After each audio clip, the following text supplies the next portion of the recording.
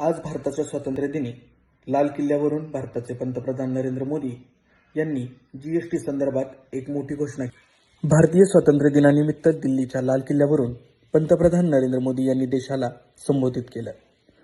यावेळी त्यांनी समस्त भारतीयांना एक आनंदाची बातमी दिली। पंतप्रधान नरेंद्र मोदी यांनी देशवासियांना मोठी भेट देत त्यांनी लाल किल्ल्यावरून एक मोठी घोषणा केली। पंतप्रधान मोदी म्हणाले, यंदाच्या दिवाळीत जीएसटीमध्ये सुधारणा करण्यात येईल, ज्यामुळे देशातील जनतेला कमी कर भरावा लागेल। मोदी म्हणाले, दिवाळीनिमित्त तुमच्यासाठी एक भेट म्हणून जनरेशन जीएसटी सुधारणा आणत आहोत। सामान्य लोकांसाठी कर मोठ्या प्रमाणात कमी होईल, विशेषतः लहान व्यवसाय आणि एमएसएमई क्षेत्राला याचा फायदा होईल।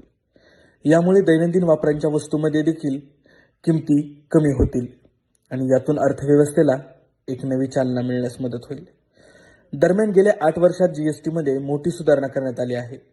संपूर्ण देशात करांचा बोजा कमी केला आहे आणि कर प्रणाली देखील सुधारली आहे।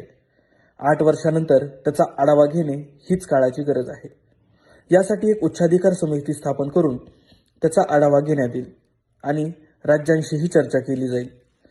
पुढे नरेंद्र मोदी असे म्हणाले की जीएसटीमधील सुधारणांचा फायदा सर्वसामान्यांना मिळेल, ज्यामुळे लोकांकडून भरला जाणारा कर कमी होईल।